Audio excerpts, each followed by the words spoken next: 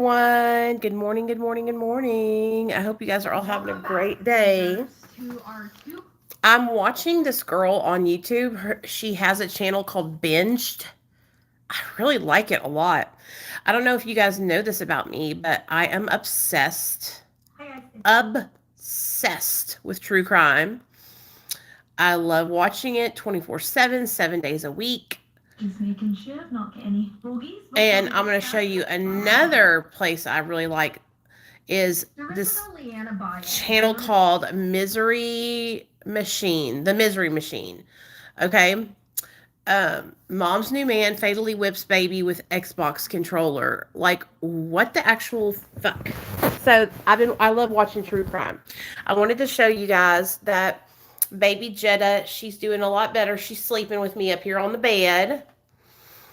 Hey Nicole. Hey B, will you go tell everybody in the Telegram chat that I'm live? Because I decided to come on earlier than 11 today. And I don't want them to be upset if they miss it. You know what I'm saying? That would be greatly appreciated if you could help me with that, sweetheart. Good morning, everybody. What's up? What's up? Hey, Emery. What's up, baby? Where's my book at? I wanted to read a meditation this morning. So, thank you, babe. I appreciate you. I appreciate you. I appreciate all of you guys for helping me out with everything that y'all been helping me out with in the chat, in our little Telegram chat. I appreciate you guys for being in there and just being active and stuff because, I'll tell you, you guys are going to learn. My regular viewers already know this about me, but you new ones are going to figure it out. I will go hard in the paint for like a month or two or three, and then all of a sudden I'll just be like, and I'll collapse for like 3 days, and I'll be out of commission, sleeping, like just because I get myself all hyped up and I get all into the YouTube and all into all the different social medias, right? And I'll just be going and going and going and going.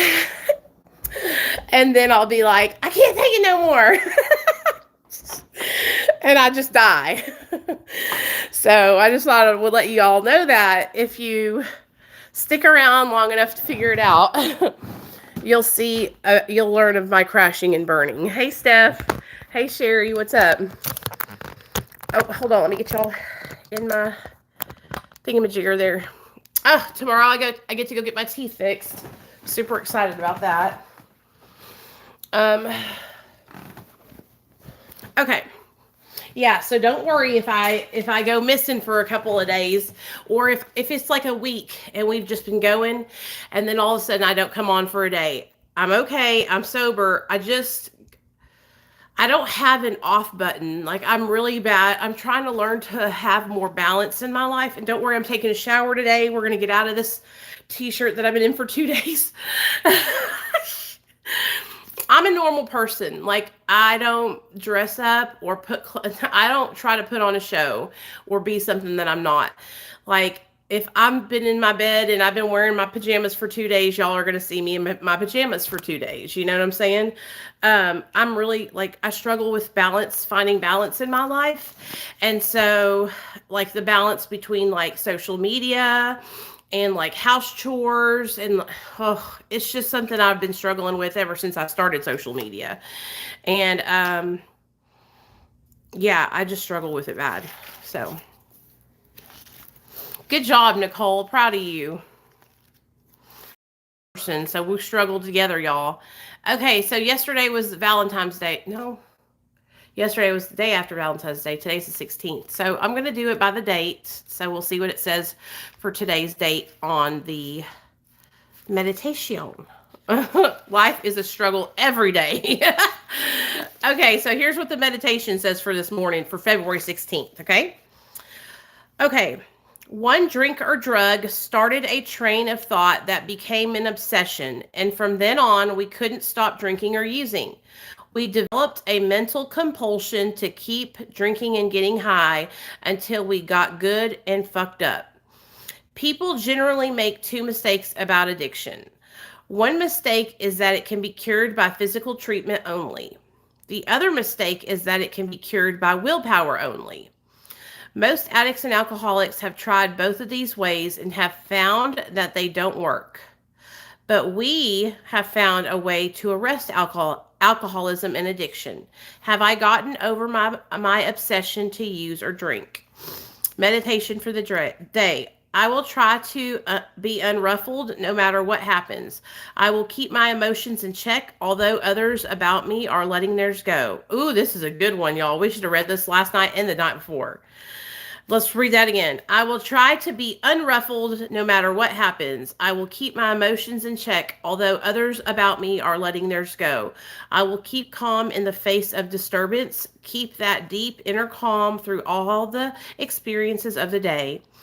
In the rush of work and worry, the deep inner silence is necessary to keep me on an even keel. I must learn to take the calm with me into the most hurried days.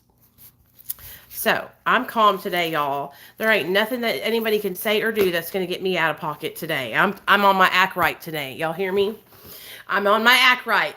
So that talks about the obsession. So, when we were talking tonight, we're going to do our overcoming triggers, y'all. So, you remember the other day, 2 nights ago, when we were talking about the disease process, and I was telling you guys how it goes: trigger, thought, obsession, use, craving, right? That just right there, I want you to tell y'all, I'm not just a bullshit and making up shit out of the fucking clear blue sky. That's the truth, what I was telling y'all the other day, okay, about the obsession to use and the whole disease process. So this right here is telling you guys that I ain't just bullshitting, okay? The obsession is that compulsion to drink and use, right? And that's why it's so important for us to be careful about what we're saying and stuff. Like, even I have to be careful, like, sure, I could go and have one drink today, you guys, and I would probably be just fine, right? But there's a lot of other people who watch my channel who, if they drink one drink, they will be off to the races. You know what I'm saying? Now, if it was the other thing, one shot of methamphetamine, bitch, I can't go have one shot of methamphetamine. If I go have one shot of methamphetamine, it's over. We're all fucking done for. This fucking channel's gonna flop. Everything bad's gonna happen. I'm gonna be selling my fucking camera, my phone, everything if I go and shoot methamphetamine. If I even have people around me that are using drugs like that, it's over and done with. Like, I might as well just tap out, start pawning my shit. So I think it's just important. That's why I'm trying to be a lot more careful about stuff that I say on my channel, because like I remember it was probably 2 summers ago, we went on vacation and I had a margarita on our vacation. I had one margarita because I just wanted to try and see what would happen, right? But like, not everybody has the luxury of trying to see what happens or seeing if they can have a margarita without ruining their life, and that was ignorant for me to do that. That was even more ignorant for me to share it with my fucking audience, because that could be dangerous to them. You know what I'm saying?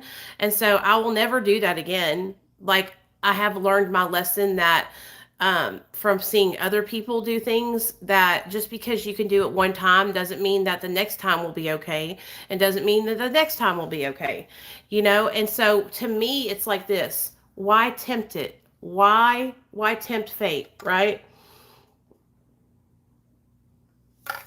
Why am I trying to fucking, like, why am I dipping my toe in the water, right? And so 9 times out of 10, if I'm dipping my toe in the water, it's because I'm not feeling good, or I'm feeling like I need relief from something. So what that tells me is that, like, I need to go to therapy. I need to call my sponsor or my mentor or my accountability partner. I need to come and talk about it. I need to start stitching on my addiction. You know what I'm saying?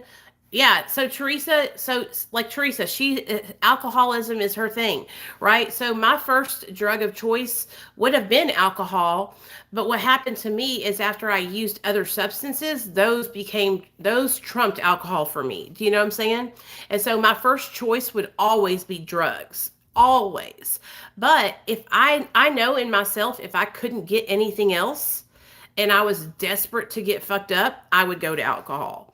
I was actually just watching my friend Pej. He talks about, he's an addict to methamphetamine too, but he's also an alcoholic. and he had made a video on TikTok about it, whether or not he was a real alcoholic or not, right? And he was telling, saying that um, before he ever, that his sponsor asked him like this. His sponsor said, "Do you drink alcohol, or did you drink alcohol?" And he said, "Yeah." And he said, "Well, why did you drink?" And he said, "To get fucking drunk. Why else?" And he goes, "Well, you might be an alcoholic then. Like, what other reason is there to drink? Does anybody else know? Is there anybody out there who doesn't drink to get drunk, and they just drink for the taste? Maybe I'm just an alcoholic, and I just don't understand why you would drink for any other reason." I guess socially, to just be holding it like everybody else does, but that still doesn't make no sense to me, you know? But that's why I think, alcohol is such a toxic fucking drug, you guys. And it's so readily available, right? To people that anybody can go and get alcohol from anywhere. At Coralie, it says, "I still can't drink because it lowers my morals." Yeah, exactly. So if I would continue to drink and think, "Oh, well, it's not okay, nothing bad's happening," eventually what would happen to me is somebody would come by, or I would run into somebody when I was under the influence of alcohol or something, and they would be like, "Oh, hey girl, I have this," and I wouldn't think twice and I would just take it. You know what I'm saying? Or I would start thinking in my mind, "Oh no, I'm drinking too much. I need to snap out of this. What am I going to do to snap out of this?" And I would start looking for something else to fill the spot where alcohol was. You know what I'm saying? And so if you're drinking to get drunk, that's not a healthy relationship with alcohol, because alcohol is so toxic for your body, you guys. Like, I want y'all to look up this guy on TikTok. I know y'all all have TikTok because all the kids have TikTok nowadays. I want y'all to find this guy on TikTok, okay? I shared him on my YouTube channel once, and he is spot on. Let me find him for y'all, because I really want you guys to see his shit. And then you'll understand why, like, none of us need to be okay with alcohol if we're in recovery, okay? And I know that some of you guys are just heroin addicts and some of y'all are just crack addicts, but no matter what, you don't need to be drinking, okay? Like, this shit is so bad for you. Okay, here he is. Here he is. I just saw him. There he is. Okay, this man right here, him and his wife were straight. My wife and I were daily drinkers, drink 7 days a week. She drank about a pint a day. Hold on. I want y'all to listen to this video, okay? Started 5 p.m. Drank 7 days a week. Ah! Hey, how y'all doing? My name is Scott. Oh, come on, Scott. He's so cool, too. He's a cool motherfucker. Okay. My wife and I were daily drinkers, drank 7 days a week. She drank about a pint a day. Started 5 p.m., finished by the time she was going to bed. I drank all day long. I was functional. Had 500 employees. I drink a handle a day sometimes, many times. I start at 7 a.m., get my first double in, go to the gym, run 3-5 miles, come back home, get things rolling on the laptop. Living a high life, not even having to work. Everybody working for us. Aren't we happy? Yep. My wife is dead. She died of alcohol cirrhosis at 45. At 47, I got alcohol cirrhosis, but I lived through it. Now I live a very quiet life. I'm an alcohol mentor on TikTok. And I just want to remind you that if you're drinking 4+ days a week, you might want to go ahead and get your will updated and to prepare your family. It's just a matter of time. Good luck. I have cirrhosis of the liver from hepatitis C. And so a lot of you guys have hepatitis C and don't even know it yet, okay? Because you were in active addiction and you were using syringes after people, okay? A lot of y'all don't even know y'all have hepatitis C yet. I didn't know I had hepatitis C for a real long fucking time. A real fucking long time. And then I found out I had it.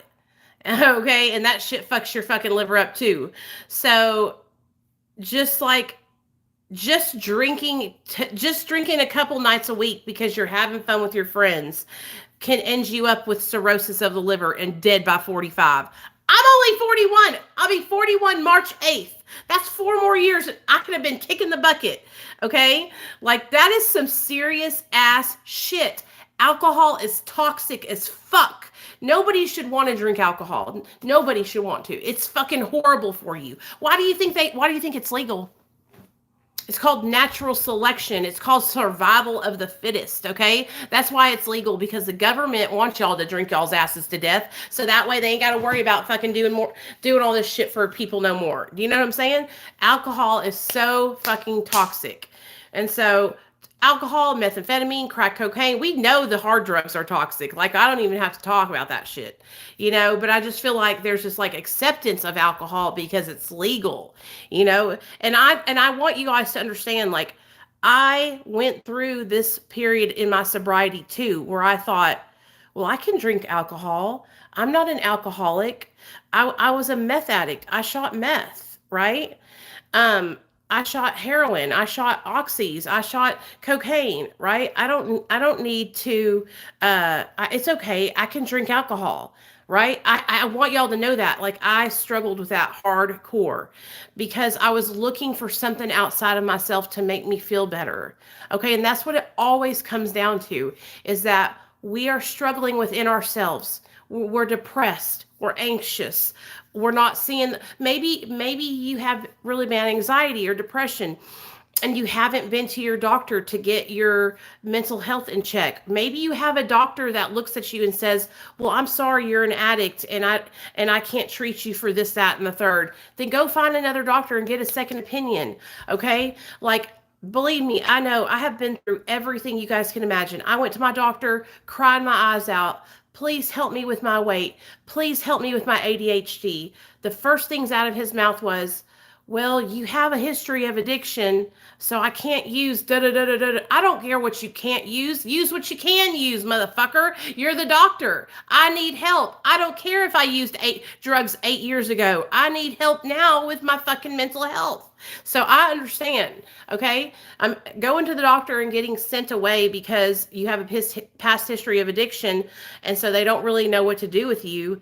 It's like fucking depressing, Anybody would think, well, I need to do something to make myself feel better. And that's what happened to me. I was like, oh, maybe I can have, alcohol. And when I drank alcohol, the one time I did on my vacation, the one margarita, I cried my eyes out. I felt so guilty, dude. I felt so fucking bad that I did it. And then I also felt like, I just felt like a liar, And so I just don't want you guys to think that, I'm over here telling you stuff that I haven't already experienced, I just don't want people to fall into the trap of thinking that it's cool or that it's okay or acceptable, because it is socially acceptable. It's very, very dangerous, especially if you have a history of addiction, you guys. Like, for those of us that have, addiction issues, we need to try our hardest to, either be abstinent or stick to the treatment plan that we have with our providers, right? Like our medication assisted treatment or our medical plant medicine that our providers have recommended to us, because I do understand that some people need medication assisted treatment like I do. Some people need plant medicine. My sister takes plant medicine. My sister has glaucoma. My sister is crazier than a Betsy bug. Okay. And plant medicine, medical marijuana, saves her ass 24/7, 7 days a week. Okay. It makes her manageable. Okay. Like, you can be around her without her trying to kill your ass. So I just want y'all to know that I understand that, but I just think I just feel like alcohol, there's no good reason for anyone in recovery to be drinking alcohol because it's toxic. No doctor is going to tell you to go drink alcohol. No doctor. Somebody asked me that in my comment section. They said, what's the difference between MAT treatment and alcohol? And I'm like, what's the difference? There's a huge difference. There's a huge difference. No doctor is going to prescribe you to alcohol.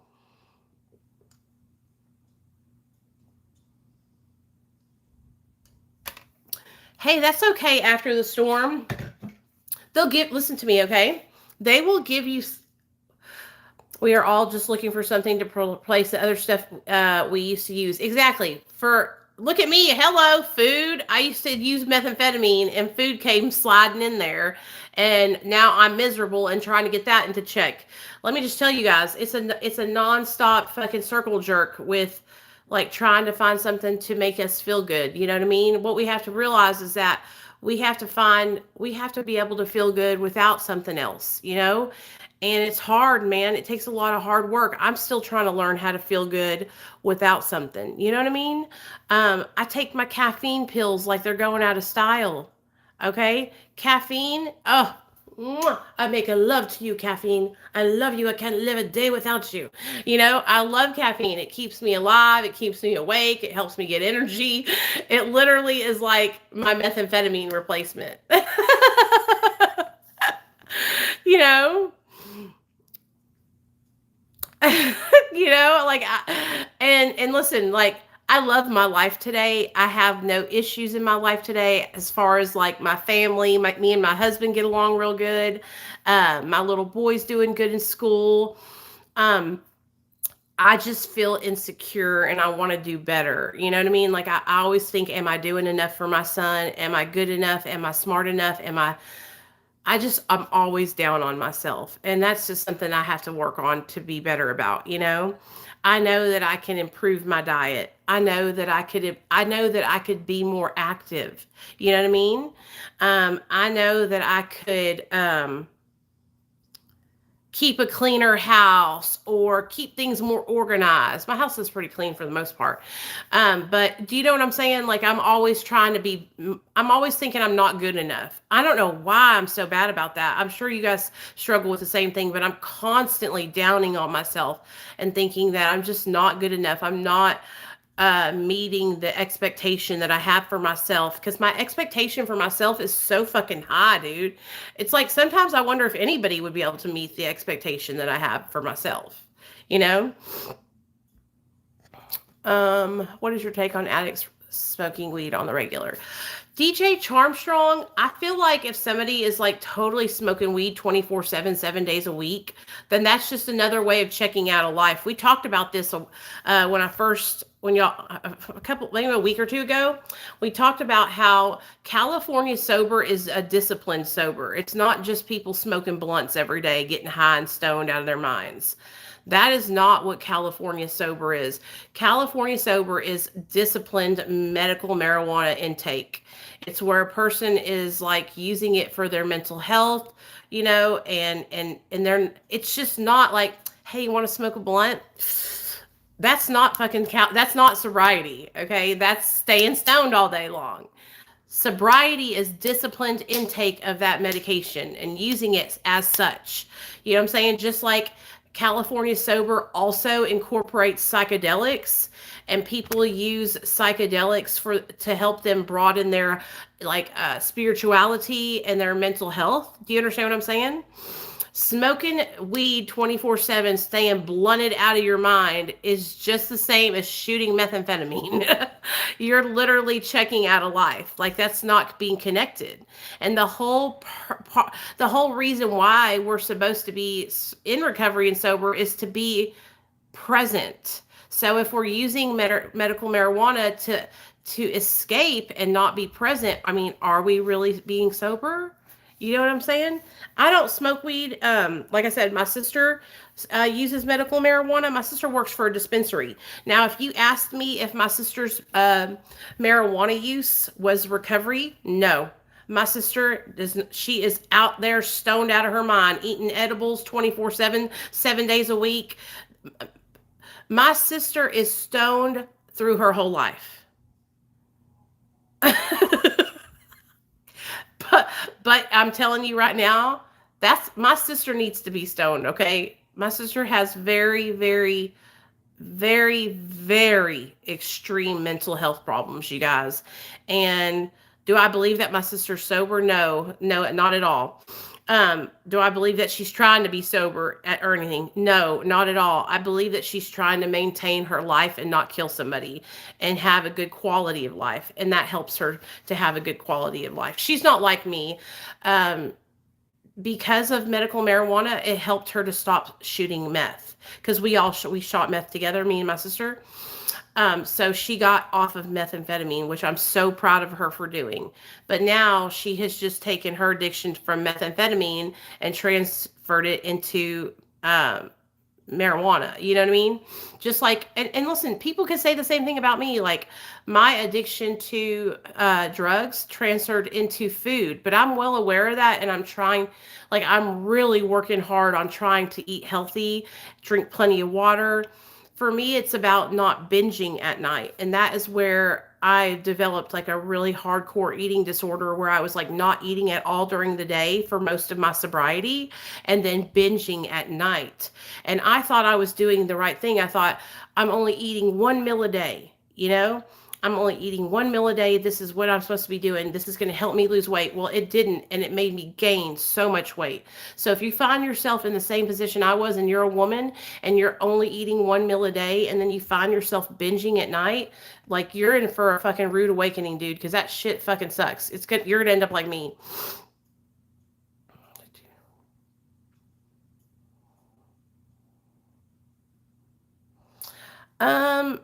Yeah, I mean, my dad was beat when he was a child. My dad's dad beat him, like beat him. Okay. I'm not talking about like spanked him with a belt. I'm talking about pap, pap, pap in his face. So my dad was strict on us, and I'm so grateful that he didn't end up beating us like his dad did. You know what I mean?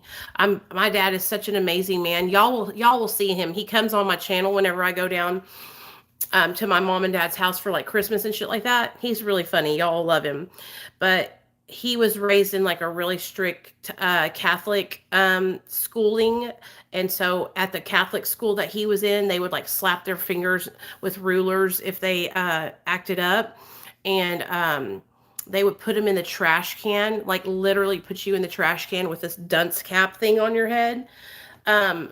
And they were really mean. My dad was not that mean to us when we were little, but he did, like, he spanked us with the belt, which was fucking scary as hell when you're a little girl. You know what I mean?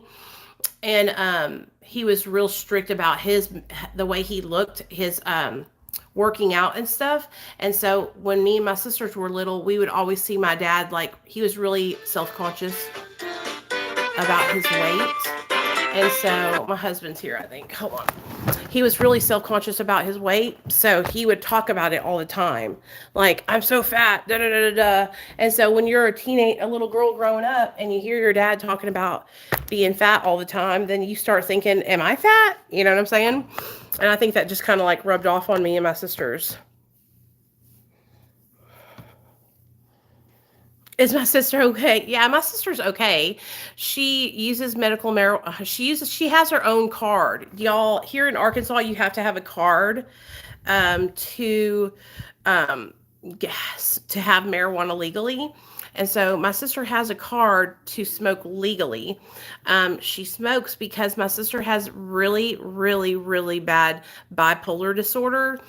I don't know if it's bipolar 1 or bipolar 2, but it's really serious. It's serious to the fact where my sister ends up in jail a lot because she can't control her emotions.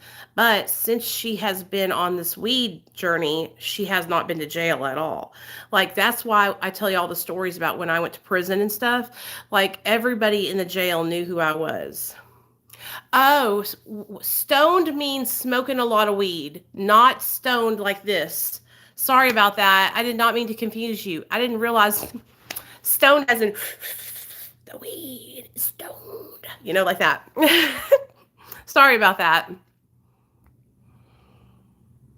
Hold on, y'all. Let me see if my husband's out here. He just called, and I think he might be down there. Yeah, here he comes. Let me go down there. Well, I don't have my shoes on. He'll come up here. He can run his little ass up here. Yeah, it is so bad for you. And that's kind of just, I wanted to talk about that because we were talking about it the other day. We were talking about alcohol, and somebody asked me, like, if it was okay, or, you know, why is it okay to be on medication-assisted treatment, which is an opioid, opposed to alcohol? And, you know, yes, opioids do have long-term damage on your body, But what for me, I have to look at this kind of from a different perspective than normal person. I have to look at my Suboxone treatment with a risk versus benefit analysis. Okay. So the risk of me getting off of Suboxone is me going and relapsing and overdosing and dying. The benefit of me staying on it is helping. The door open for. Because I knew you were coming up here. All right, love you, bye. Did you already open it? Huh? You already opened it? Yeah, on the end. Okay.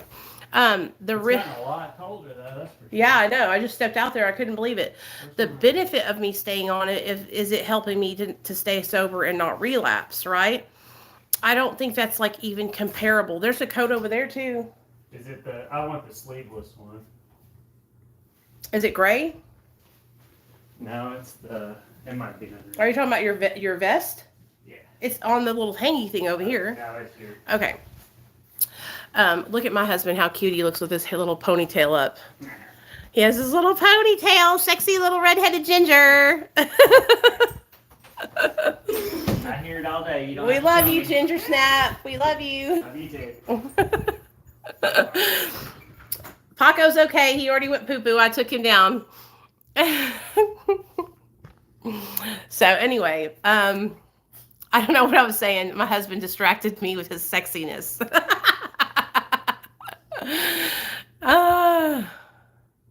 Oh gosh, alcohol. Yeah, for sure.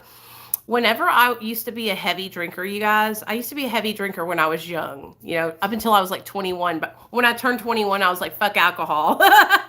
You know what I mean? Like once it became legal and I could actually drink it legally, I was like, fuck you. Isn't that crazy? Paco, you already took a shit this morning, motherfucker. What was I going to tell you guys? Oh yeah, alcohol. Whenever I used to drink, were y'all like this too? Whenever you were a kid and you couldn't drink legally, hey Jetta, when you couldn't drink legally, you were like, I want to drink. I'm going to the party. I'm going to the club. Da da da da da. But then whenever it became legal and you were able to drink because you were 21, you were like, fuck alcohol. Oh, I love my husband. He's a good man. Somebody commented on my community tab, you guys, and they said, I don't mean to be rude. Let me just give y'all a little bit of a few pointers, okay? Let me give y'all a little pointer, okay? If you have to say, I don't mean to be rude before your comment, that's like saying but in a sentence. Anything after but is bullshit. Keep it to yourself. Don't say that shit. Don't say that shit, So this girl comments on my community tab after I told you guys the stories about my me and my husband getting together, right? And honestly, you guys, I feel like that is like a story that not a lot of people can say, because me and my husband used drugs all through our relationship. When we first got together, we were addicted to drugs, okay? We were addicted to drugs. We were strung out. It was bad, okay? And so that is why when I tell you guys the story about me and Neil, I tell it and I'm so grateful to tell it to you guys, because I feel like it's not a story that a lot of people hear very often. You know what I'm saying? And so that is why I tell you guys the story, because I feel like it's a good story. It's a story to give people hope that if they are, in a relationship with somebody and struggling, that they can get sober together and have a good life. Do you understand what I'm saying? Hold on, I gotta take this medicine. I have to have my medicine sent in the mail because my insurance won't pay for it if I don't have it sent in the mail.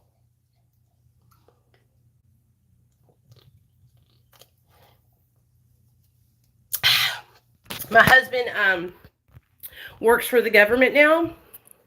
Damn, look at that pimple, y'all. He's worked for the government for almost 2 years now. And our insurance, they make us get our pills in the mail. Isn't that weird?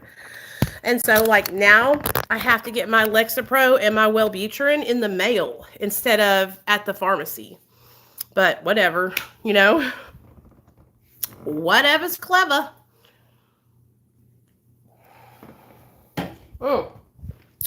Okay, I gotta fold this laundry while I'm talking to you guys. And then I'm going to take a shower and stop looking like a damn troll. Look, I look like I came out of a damn troll's ass. Look at my fucking head. Look at my fucking fat ass. Take this hair down so I don't look like a troll head. Listen to me, okay? I am very aware of my fucking appearance. Please don't judge me. Oh Lord, Bobby. If you're making people your higher power, honey, you got more problems than we ever did. You're in the right place. Stick around for a while. But we're not talking about that. We're doing actually a meditation this morning, and we're talking about getting sober and staying sober. So you might want to go pray to your higher power, honey.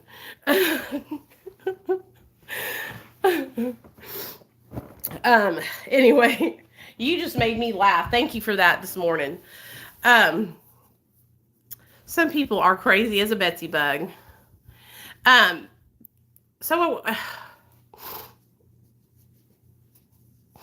I mean, I don't think anybody doesn't like Jen at all. I think everybody likes her. I think that people were just disappointed with her live stream yesterday or the day before that, whatever that day was.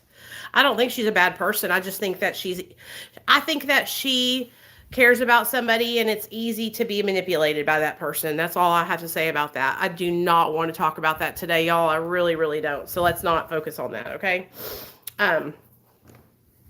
I could sit here and talk about it forever. It just gets me more and more worked up, okay? And we're trying to have a positive day today.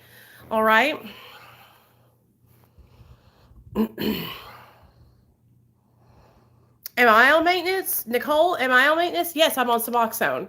I guess I could share with you guys about that.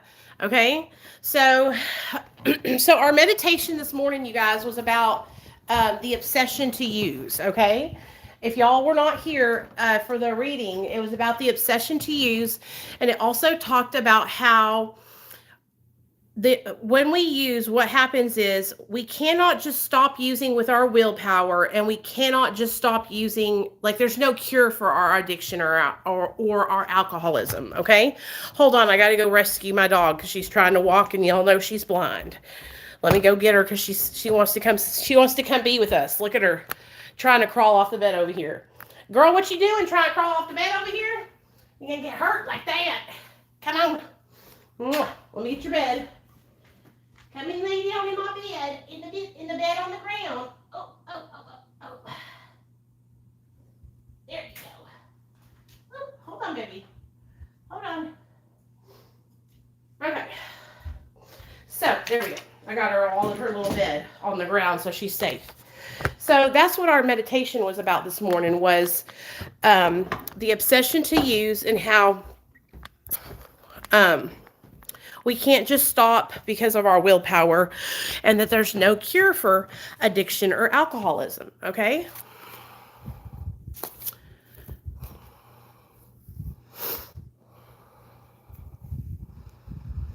Really, Erin? See, why do they go blind when they have diabetes? So Jetta didn't have diabetes all her life. She was very, very healthy, little black and white terrier. I mean, just when I tell you, we used to call her Jealous Jetta, because when I met my husband back in 2012 and he brought me over to the house for the first time, that little dog would shake and bark and shake and bark. And it took her probably like a good 30 days to get like accustomed to me being there, because honey, I wasn't leaving. I was staying. I was there to stay. And she would be so jealous of me. I am on 1/4 milligram. So I used to be on 12 milligrams, you guys. What's up, Luke? Thank you. First ever super chat from the narcotic savant. What's up, man? What are you doing? We're doing a meditation this morning. We're focused on why it's not healthy for us to drink alcohol in recovery. And we're also talking about the obsession to use drugs even when it's not good for us, right? So the obsession to use substances, this is what characterizes whether or not you have the disease of addiction. Listen up, y'all. Okay? So people who are normal people, they don't have this. It's called the phenomenon of craving, okay? And so every addict and alcoholic, when they take a drug or a drink into their body, they have this thing that goes off. Ding, ding, ding, ding, ding, in their brain, right? That says, I want more. I need more. Give me another hit. Give me another hit, right? And so, but I'm staying on that little bit, DJ Charmstrong, because I tried to jump off in January and it literally fucking, I was so depressed I couldn't do it. I jumped off and I was probably off for like 2 weeks and I had such bad depression. Oh no, Jetta's still alive. She didn't pass away yet. So anyway, let me get focused, y'all, because I'm talking about so many different things at one time. I have ADHD, okay? And you can watch it in my lives every time I go live, but that's okay because we are doing it unmedicated, baby. So I'm on a 1/4 milligram. I was on 12 milligrams, okay? The reason why I started to taper was because even from, listen to me, it wasn't the physical withdrawal, DJ Charmstrong. I was doing great. Okay, the physical withdrawal, I was fine. I kicked ass and I took names. I was fine. My depression is what it was. And I will tell you this, it might not be like that for you. I had severe depression because I was living in a home that was full of black mold. I was renting from my mother-in-law and I had wanted to move out of there for years. Okay, for years. And I had been begging my husband for like 4 years to move out of that place and get our own place where we didn't rent from his mother. The day we moved in there was the day that my mother-in-law became in charge of everything and I fucking handed my life over to her, which was the worst experience of my life, okay? If you're a mother-in-law, please be good to your daughter-in-laws, please. And I love my mother-in-law. I love her so much with all my heart, y'all. But she is so controlling. She would show up to our house when we weren't there. I mean, it was like she was pilfering through our shit. You know what I'm saying? Like, it just made me feel uncomfortable. It made me feel like I didn't have any say in anything of my life. And I'm the wife, you know? And so I was already super depressed living there. I had been depressed for years. I had been struggling with it for years.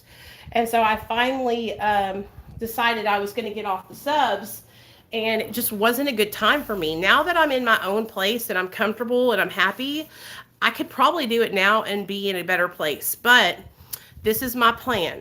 My plan is I want to stay on Suboxone until my son gets old enough to where he's not a little kid. He's only 8 right now. I want him to be at least be like 13. Okay. I know that's probably like, damn it, 8, 9, 10, 11, 12, 13, 5 more years. Yeah, 5 more years of being on subs. Just because I don't want him to look back on his childhood and go, my mom was having a hard time or she wasn't feeling good, you know? It just makes me worried. So I'm probably going to stay on a little bit longer. But at the obsession, I saw somebody ask about the obsession to use. Can you get rid of it? I mean, no, this is something that's within us always, okay? That's why we have to disconnect ourselves from using substances, okay?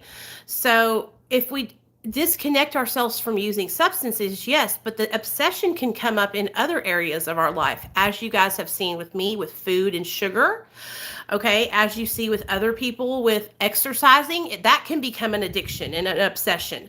See, what happens to us is our addiction manifests in other areas of our life. Okay, we are going to be on a constant hamster wheel of trying to find that just right balance, right, in life. I think everybody is. Okay. Yeah, I hate, like, literally the depression is what kills me and makes me like to where I feel like I can't function, you know? I have to pee, y'all, so I'm going to let y'all watch Paco. Paco, entertain everybody so I can go potty. Don't talk bad about me, y'all.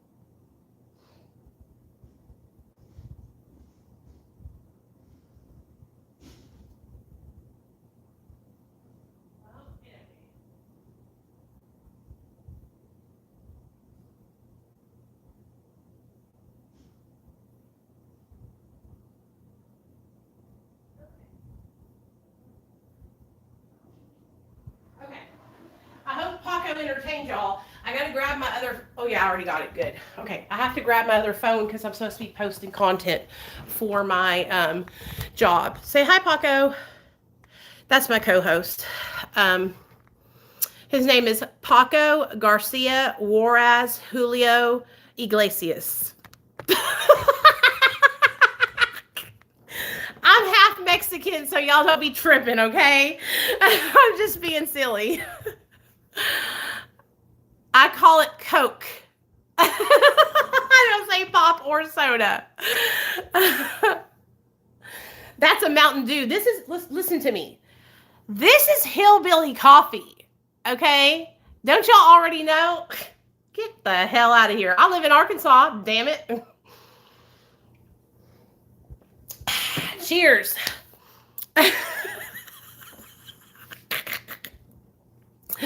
That's fucking coffee, motherfuckers. Oh, you're from South Africa? Well, Jasmine, you're getting schooled today. That is like drinking coffee, okay? Here in Arkansas.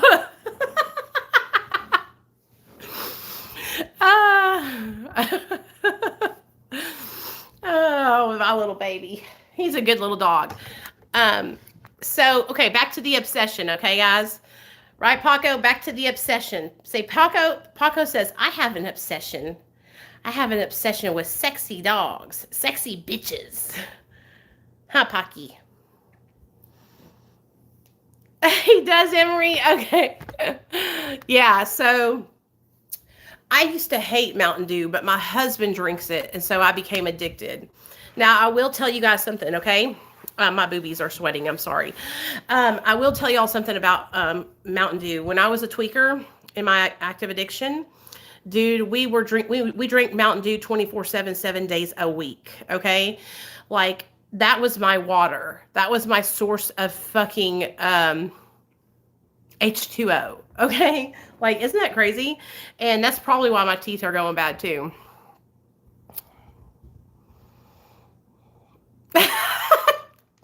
Thanks, Aaron. I'm a fucking mess, dude. I'm just a mess. I really appreciate y'all for being here, and I'm glad y'all found me. I know this, all y'all found me because it's Jessica Kemp bullshit, but I mean, sometimes, you know, good things can come out of bad things. You know what I'm saying? And it is what it is. I'm just been here the whole time making videos, acting like a damn fool. Where have y'all been? Where have y'all been? That's what I want to know.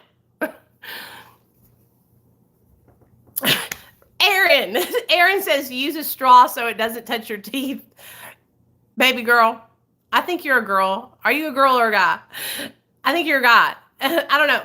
It's the same thing, honey.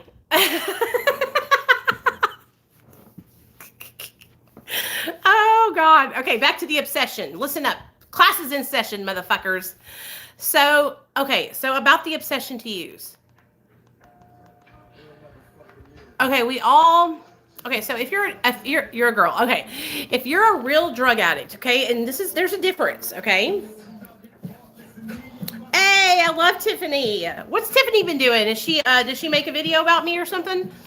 She's a good girl. I had her on my channel. If you go through my interviews, you can find her interview. She's a sexual abuse survivor, you guys. Childhood sexual abuse.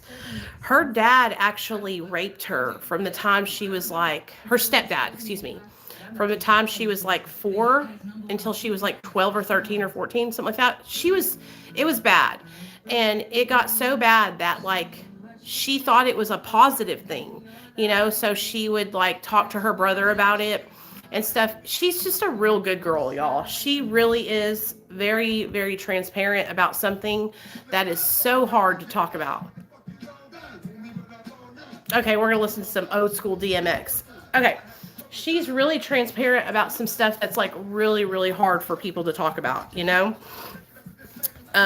So y'all have to watch her interview. It's on my channel, and it's all in the interview playlist here on my channel. Just go to playlist and go to interviews.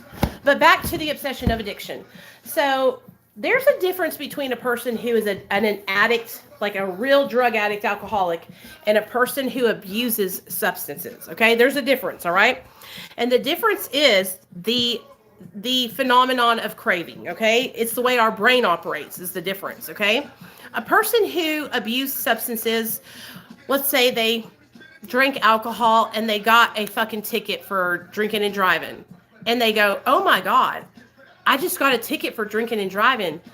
I don't want to ruin my life. I'm stopping now. And they stop alcohol, they stop drugs, they walk away from it, and that's it. They just fucking, boom, they put it down, right?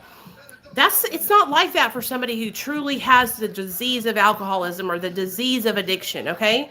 When you truly have the disease of alcoholism or the disease of addiction, it is like you lose the power of choice when using drugs and alcohol.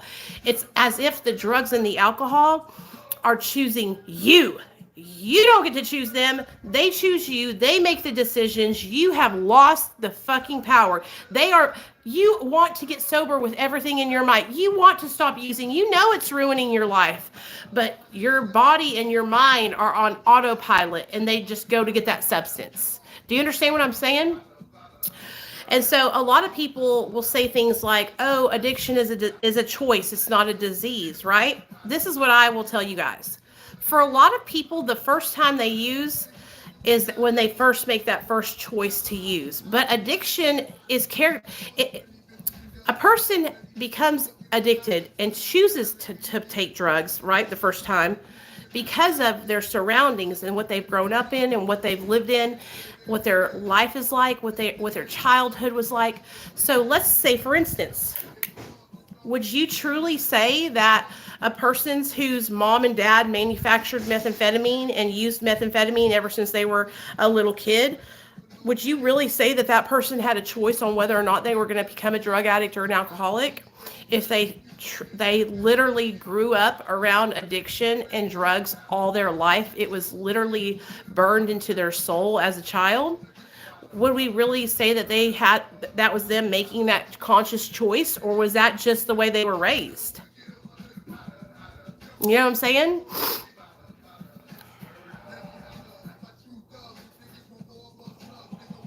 Oh, my orphan thinks I choose it.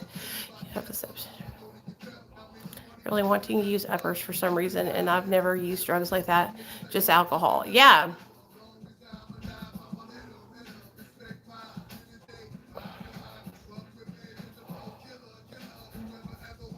Hey, Cater, what's up? Yeah, a lot of people think that, you guys, and you want to know why they think that? It's because they're operating out of fear, okay? Your girlfriend, right? Your girlfriend sees you getting high and getting drunk. She sees you seemingly okay, right? And then you go out and get high and drunk or whatever, right? So she's thinking, oh, well, she was sober. Now she's choosing it. But what she doesn't understand is that whole time that you were sober, you were having this inner battle within you. You were miserable. You were depressed. You were anxious. You were restless, irritable, and discontented. Okay? You felt like dog shit, and you just snapped finally and went and got what would make you feel better. Do you know what I'm saying? A lot of people don't understand that because they don't know what's going on within you, you know? It's easy to look at somebody from the outside looking in and say, oh, well, they were sober and now they're high, you know, but they don't know what's going on. You know, most people who are using drugs are so sad and depressed and angry and uncomfortable within their own skin that the only thing they can do is use a substance to escape reality. Okay? Like, my life was a good life when I was a kid, but when I introduced drugs into my life, it came from a doctor. I was prescribed a stimulant medication to help me lose weight at 15, 16 years old, okay? And when I first got prescribed that stimulant medication, you guys, it helped me to be able to function in my everyday life. I was able to do my homework. I was able to keep up with my stuff that at home and all the extracurricular activities my mom and dad had me in, right? And I felt finally like I was doing things right. Well, then when my doctor said, okay, you've had enough of that. You lost the weight. 20 pounds is all I had to lose. I don't even know why they fucking gave it to me. Then I was like, what the fuck? Why are you taking this medication away from me? It has helped me. It has helped me improve my life, you know? And so a lot of people don't understand that a lot of people get addicted to stuff like that, you know? And it's because you know, like I said, 20 pounds is all I had to lose, but I was so depressed. I felt like I needed to have this medicine. And so my mom took me to the doctor, and the doctor said, sure, you know. No doctor nowadays would ever do that, you know, would ever give people medication like that. Oh, thank you, Cater. I appreciate your support. And I'm long-winded. I'm sorry about I mean, I know y'all love that, but I'm long-winded, and I know a lot of people don't like that, but like I do really short form content like on TikTok and shit like that. But that's just not my style, man. I've always been somebody who likes to come on and just talk and, you know, all that stuff. Hold on just a second, my dog. What are you doing, girl? Are you okay?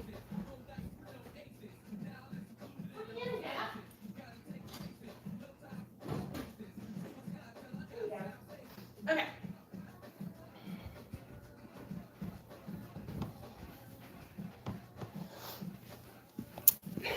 Okay, there we go. And I know, like, a lot of people came here because y'all found me because of the bullshit, but we're going to be moving on from that. Like, I really don't have anything else to say about that. I said my piece the other day, and I feel like I talked to Mindy this morning, y'all, and she is so happy. She is going to be at home just relaxing, and we're going to get back to recovery. She's going to come on the channel, and we're going to talk about how we're going to help Mindy get back on track with her recovery program and stuff. And y'all will get to meet her here on my channel, and it'll be a positive thing, because that's what we're going to do. We're going to focus on, I'm going to focus my efforts on helping her get back on track. I'm going to help her get a job. I'm going to help her get her recovery back on track. Because y'all got to understand something. Mindy had 10 years sober, damn near 10 years. Okay. And now she's starting back from square one, you know? And so I got to help her get back on track. She's really, really a good girl. Like, she's a sweet girl. She's a good, true friend. Okay. Like, but when you hurt her, you hurt her. You know what I'm saying? And so I don't ever want to be on the other side of that shit. You know what I mean?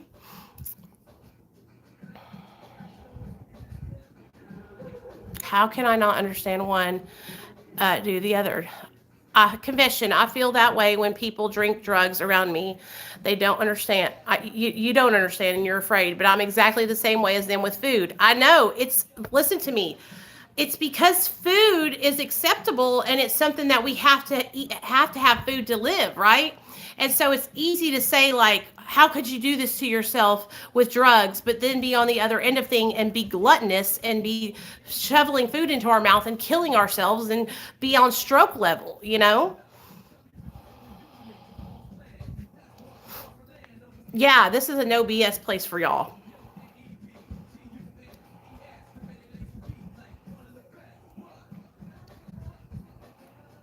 Oh, I will, Teresa. I just talked to her this morning because she's coming home to her house. So I'm really excited to like have her over and have her to come see you guys and meet all you guys. I've been telling her about how many people have actually really been cheering her on. I think she feels like shit because, like, it sucks to have to be the person that told people the truth about a lot of stuff that's been going on behind the scenes.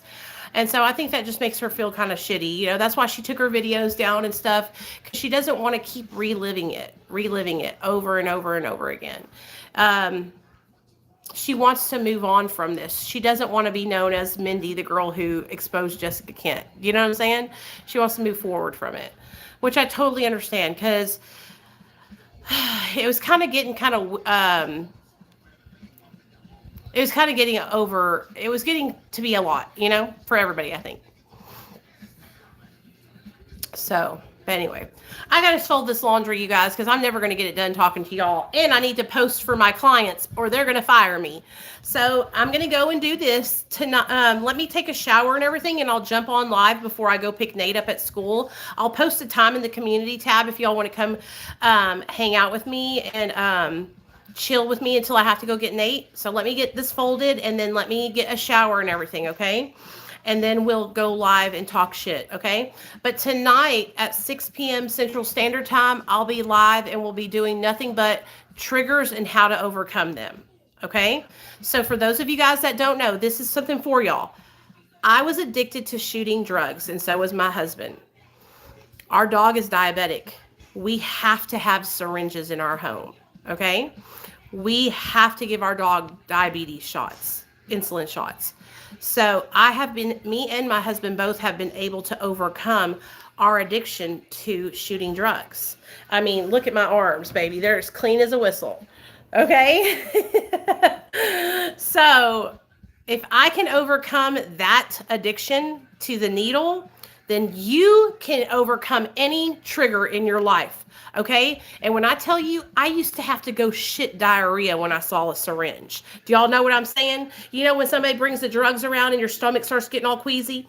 That's how I would feel when I seen syringes. And so if I can overcome that trigger, so can you. So that's what we're going to talk about tonight. 6 p.m. Central Standard Time. We're going to be talking about overcoming triggers. If I can do it, you can do it. So I love you guys, and I'm glad that y'all love me too, and I'll see y'all later on. I'll put a time in the community tab for us to talk shit here in a couple hours, okay? And please, y'all, I'm not going to be toothless forever either. Tomorrow I go to get that fixed. Okay, bye.